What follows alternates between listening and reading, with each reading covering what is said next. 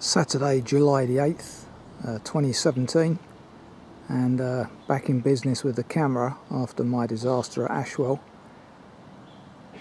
£9 part,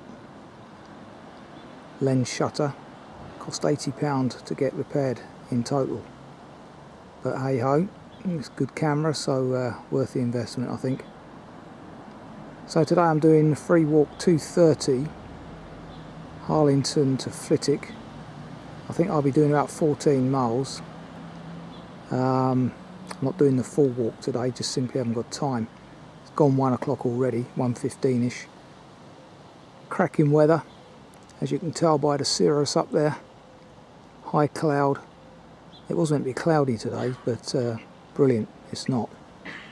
This is another local walk to me, so drove over to the station car park. Not very green, but there you go. Bus service, you can't do it. So let's press on, lots to be done. Having just come across the railway bridge, there's no footpath marker here, but next to number 15 you turn right.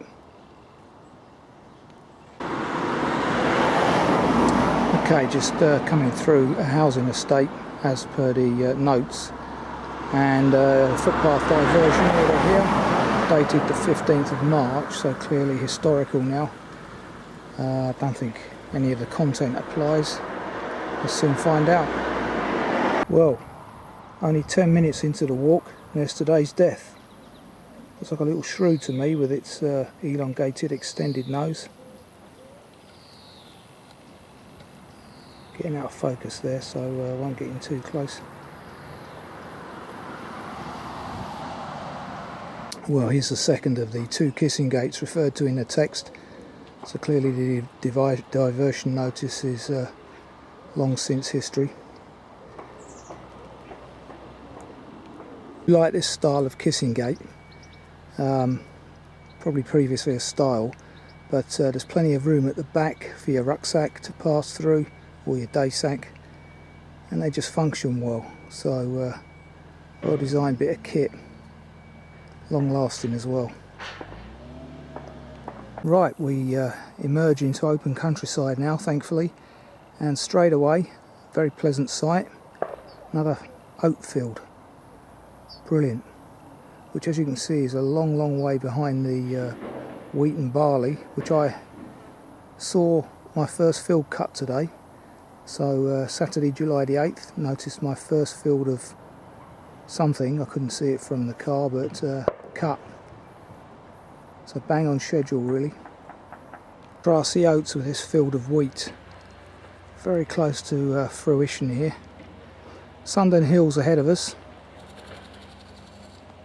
And to my right, Sundon rubbish dump, which by all accounts has been receiving London's rubbish since the late 19th century. Don't know about London's rubbish, there's enough of our own up here, I tell you.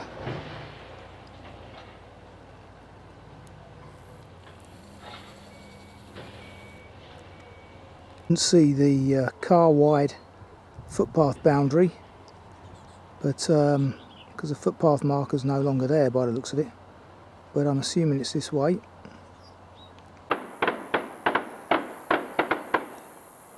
Thank you. The old St Pancras Sheffield line there runs through Harlington, never far away at the moment. Sharpenhoe Clappers in the distance, place I used to visit quite often as a child.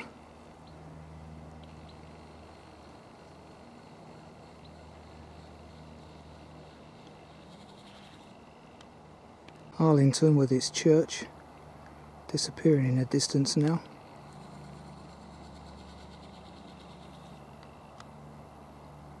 Some rubbish tip, but after all these years now cleverly blended in with the surrounding scenery. Now doing a little bit of the Icknield Way, which goes off left up that way. Our onward journey straight ahead here. Not quite sure what's going on here. As we cut right through the gap in the hedge per the text. Not numbered as usual by this author. What a joke. Must be the residue of the dump. Even a burnt out car over there.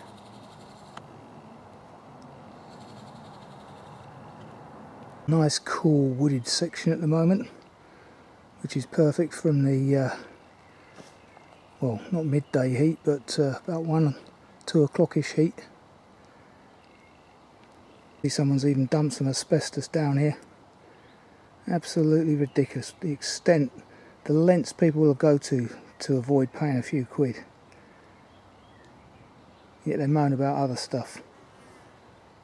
Soon got plenty of money for the boozer. We're taking a sharp left here, following the footpath and not the bridleway ahead. Looks like we're back on the Chiltern Way and the Icknield Way again, which is interesting, because that went off by the hedgerow earlier. The full vista that you get, looking back towards Harlington on the left there.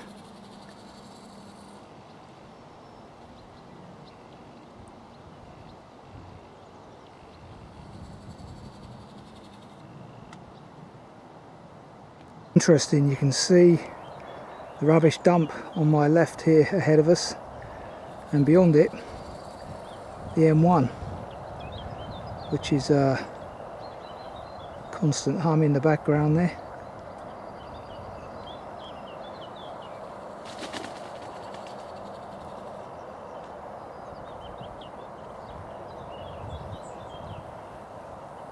But by contrast, this is the side of the hedge we're going to be walking along, over into that corner. Lovely view, almost downland like here, South Downs. Not quite as high, but you know, not a bad impression.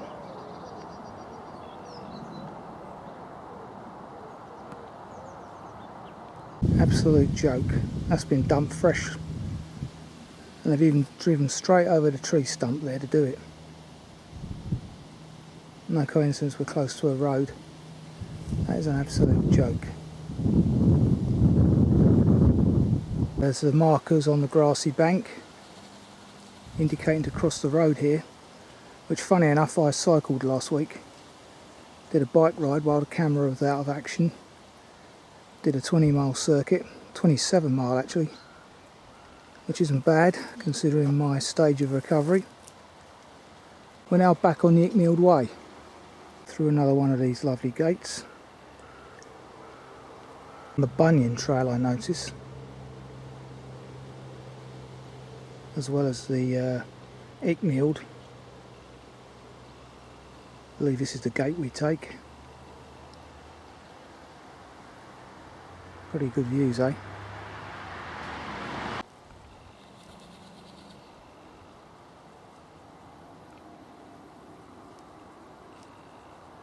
Pulloxhill water tower there in the distance.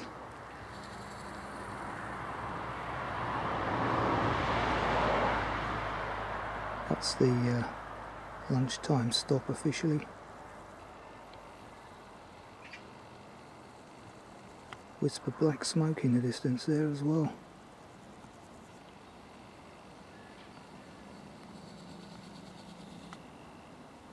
Looking across to Sharpenhoe Clappers.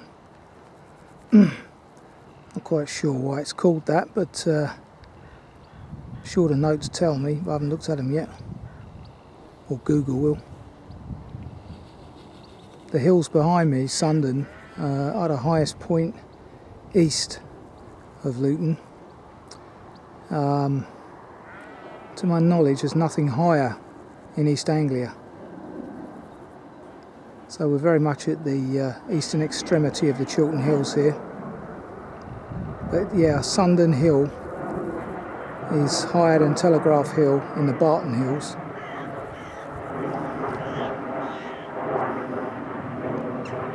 So there you go. Well, I didn't expect this. Second death of the day. This is a rather large one and smelly. Luckily for me the wind's blowing the other way. But whether that's sheep, which has obviously been here a while because it hasn't been cut, the coat hasn't been shorn by the looks of it. But I noticed a load of crows gathered round something, and here it is. No birds of prey, mind. And there are plenty of kites around here. This is definitely their jurisdiction. Anyway, God rest your soul. Metal filled gates open at this time of year. As you'll notice there, this is National Trust land, but without their usual acorn symbol, which is interesting.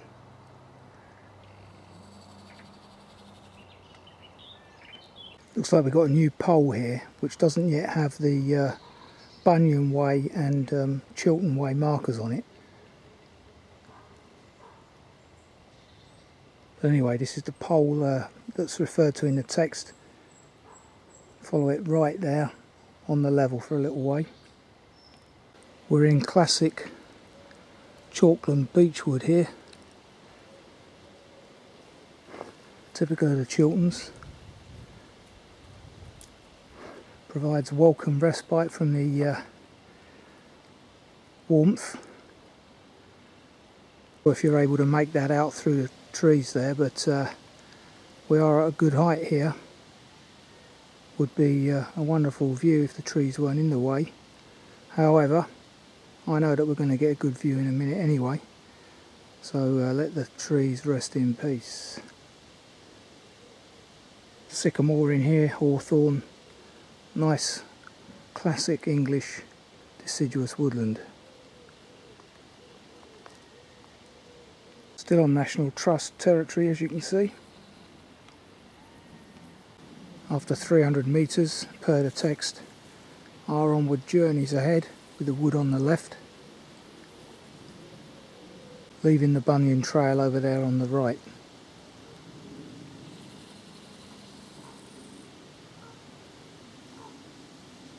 I'm pretty sure I can hear ravens in the background.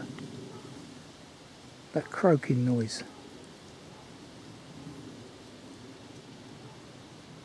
Would that be possible? Yeah. There you go. Hardly a crow's sound.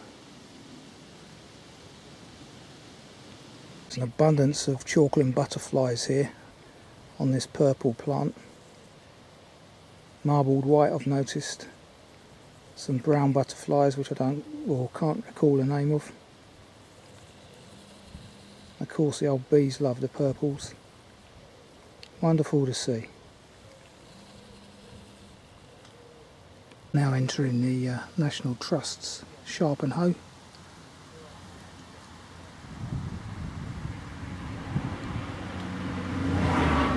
Okay, it's 3:15, so I'm going to take my lunch here. Pleasant enough view. Some distance from Pulloxhill, mind you. There's the water tower over there, which is the suggested lunchtime stop. But of course I started this walk a lot later, and well late now for lunch as it is. Okay, 4:45, lunch has been had, and rather appropriately the bench I was using was donated by the creator of the Bunyan Trail, as you can read there. Thank you very much, sir.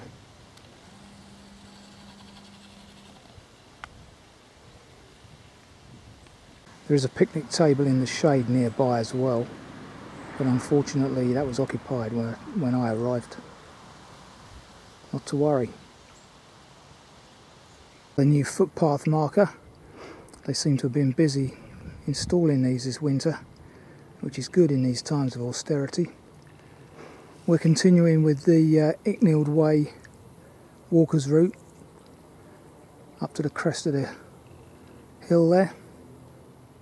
Some kind of air display on over there. Wonder if that's our warden again.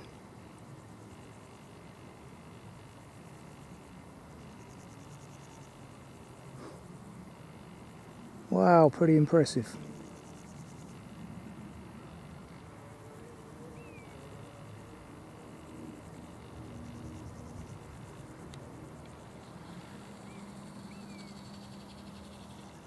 And I can hear the mewing of a buzzard somewhere.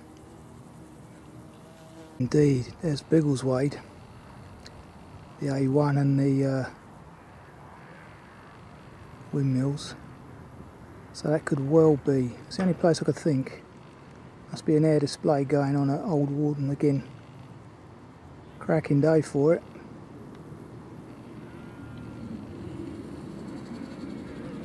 And for my walk. Apparently I'm only 4 miles into it at the moment. Terribly slow pace. That's Barton Hills over there, by the way. And very nicely, because I don't like scramblers on public highways, there's an appropriate proper site for them over there. Got plenty of time for that, but not having them on byways.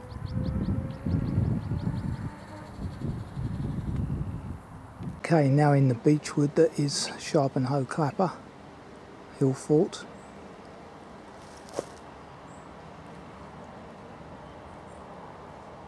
I hope you can read this. It tells how Sharpenhoe Clappers was bequeathed to the National Trust by W.A. Robertson in memory of his brothers Norman Cairns Robertson, Captain 2nd Battalion Hampshire Regiment.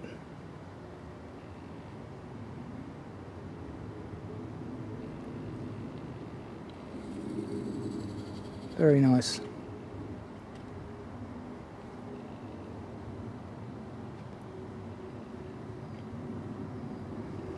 Okay, onwards and upwards. Need to get out of this place now. Okay, on a day like today, I highly recommend you take the left hand version of the descent, which is what I've done, clearly. And this is the view that you get of the plain mentioned in the text. Wonderful. As you can see, my footpath there fenced in as described in the text. Cracking view, eh? As I say, the M1 is not too far distant. Wedged in between the A1 and the M1 here. And of course Luton Airport not too far away either.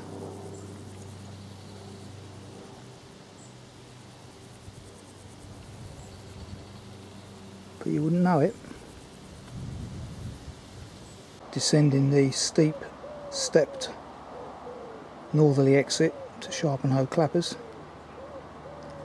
Of course, at this time of the year, the harvesters, the combines, have got competition for rape as well, which is growing right here and being cut as I speak on the other side of it. There's the old clappers. Now walking between the beech hedges towards Berry Farm, per the text. Having just come through a working berry farm, that's clearly where the rape's being stored at the moment, that I saw a few minutes ago. Headed towards Pulloxhill Tower. Goes a hare over there. Just shot out from the undergrowth here as I approached it.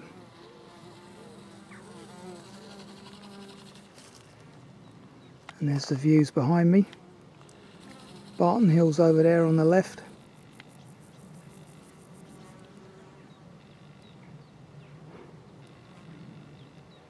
Coming round then to the Sharpenhoe Clapper.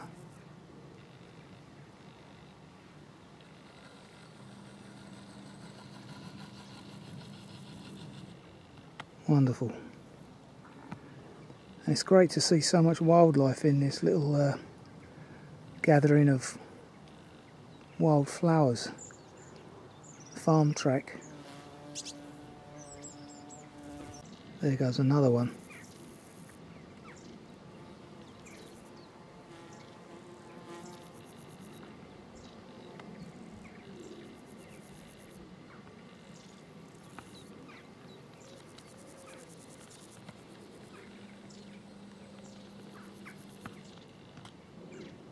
this juncture we have a choice. There's a yellow top pole over there. Can take that for a shortcut, missing out Pulloxhill, or continue past that log up to Pulloxhill for the main walk. Seeing as I'm not having lunch at Pulloxhill, it's tempting to take the shortcut, but because I'm already taking a shortcut there towards the end, I'm missing out Steppingley. I think I'll continue with the main walk. I mean, the weather's fantastic, hip's okay, so I've got no physical reason to pack up or shorten the walk, so let's go with it. Evenings are long, no excuse. Okay, doing a left here, besides this tumbled down finger post. Pretty much got a 3D view there of the walk we done this morning. Up to the Clappers and down to where I am near Portobello Farm now.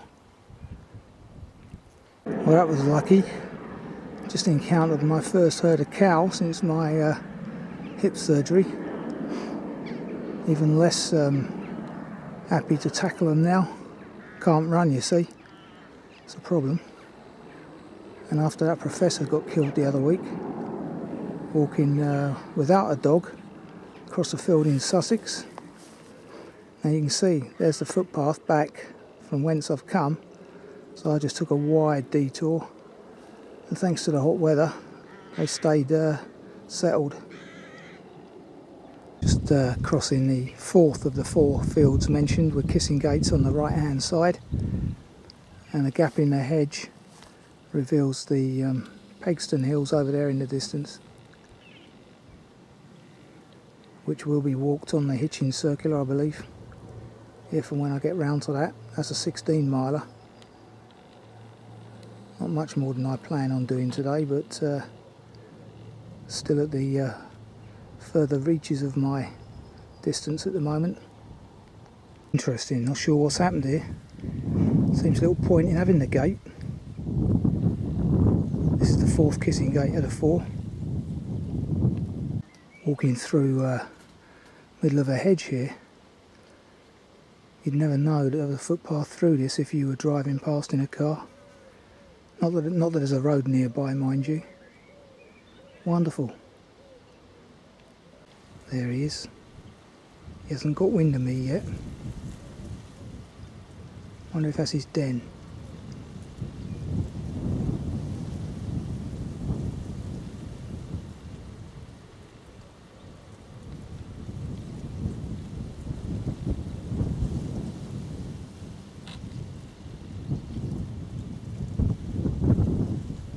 I wonder if that's where the bench was that's referred to in the text, because I haven't passed one.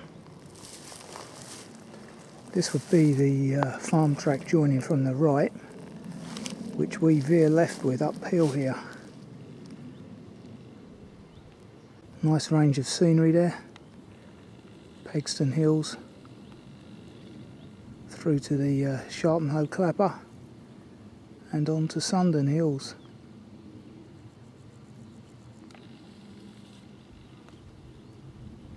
Further wonderful views.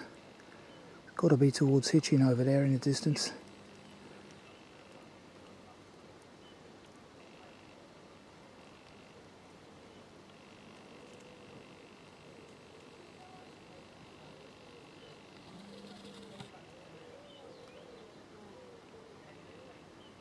We're actually walking through someone's garden at this point. Not the first time I've done it, but it doesn't happen often. The rather brilliant views from the expensive house on my left behind me, which I'm not going to film, out of principle. Pretty impressive vista though. It's what you pay for. Wonder how much I'd pay to have a few of these bushes removed, grubbed up.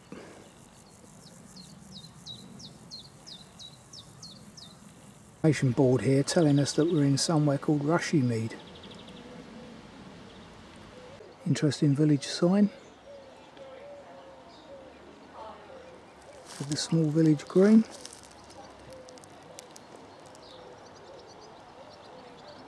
And the lunchtime pub ahead of us there. Pub is a Charlie Wells pub, typically of Bedfordshire.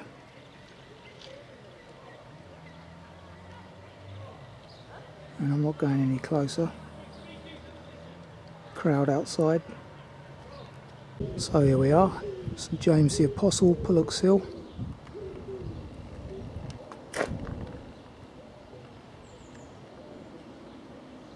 Interesting church from the rear. Nice solid building.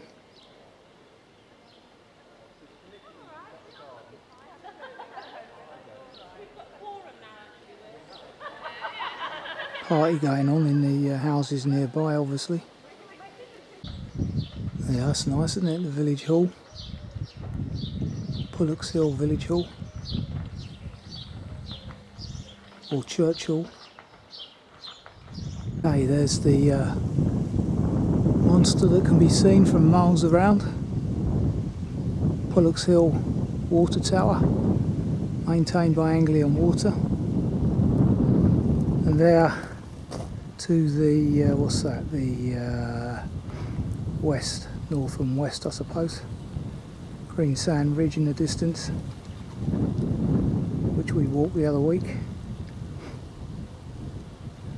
On the Flitwick circular. Wind's picking up now, as you may hear.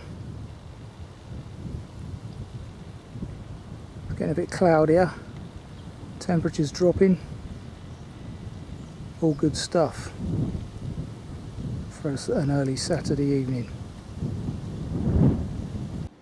Walking through another pleasant, cooling, tree-lined path next to Higham and the White House on my right, which I've just passed. And I notice over there in the distance a field of solar panels. A little bit overgrown here in places past Higham, but not too bad I suppose considering it's midsummer. There's the old train whizzing past there.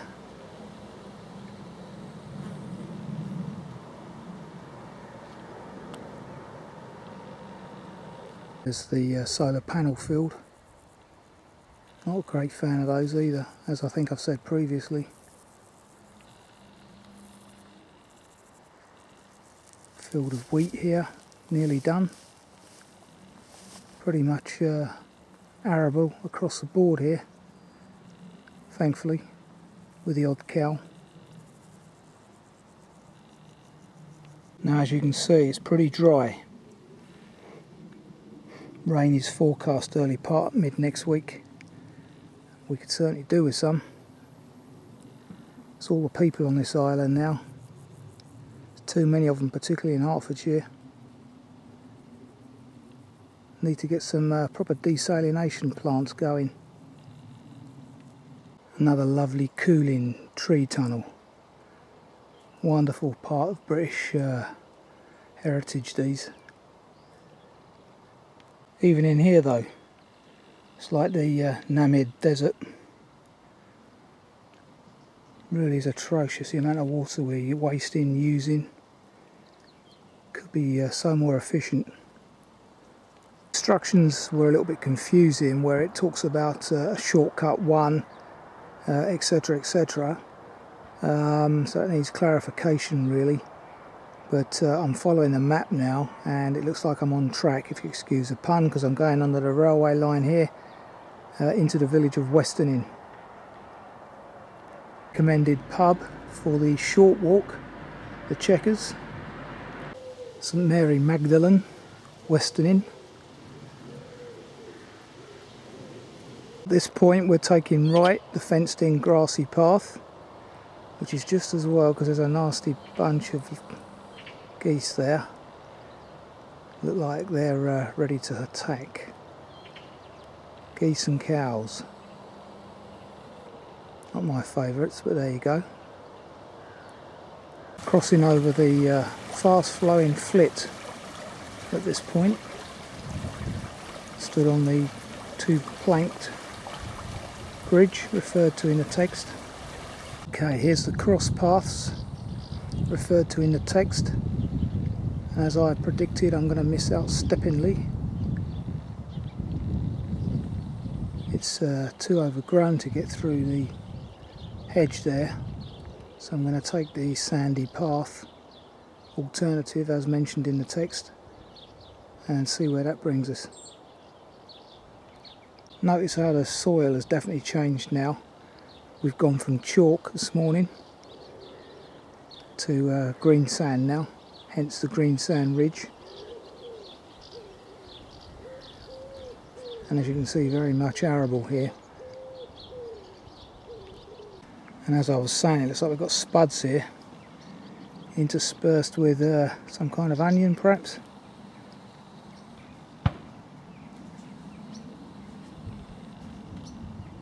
That's where the path once went, through that hedge no doubt. Anyway, kind enough of the farmer to let us use the sandy trail. That's where we've come from, Pulloxhill.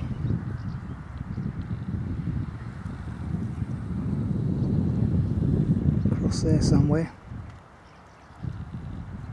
See the old church steeple peeping through over there.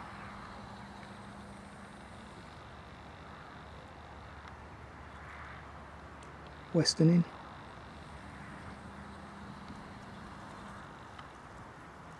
This is why all the little dikes and streams are dried up. What can be done, eh?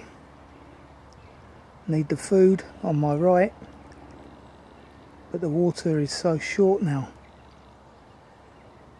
Walking through this sea of barley, which is ripe for the cutting by the looks of it. Yep, those ears are well brown. 140 metres of potentially hazardous road walk now. Saturday tea time, so I should be alright. Another field of cattle to encounter. Luckily they haven't noticed me, just these 2 little critters. Now the last field I've got to get across, 300 metres from safety. This herd of cows, or bullocks by the looks of it. And I've got to get down to the far corner without disturbing them. Not sure how I'm going to do this. Got to get across this field though, no alternative. Okay, I didn't bother taking on the cows. Jumped through an adjoining field and got into Sundon Wood here. I don't know. Don't know what it is with cows recently, never used to be like that. Anyway, I'm back on track because I'm on the main route now, which is coming from that direction, headed this way.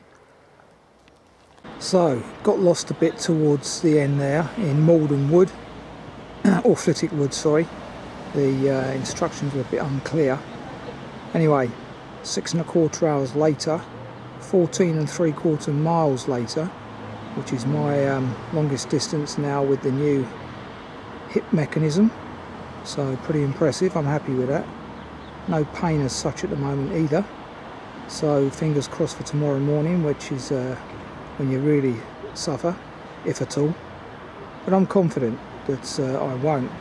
So it looks like I'm back in business again, doing distances like I used to. Once I achieve 16 to 18, then I'll really be back.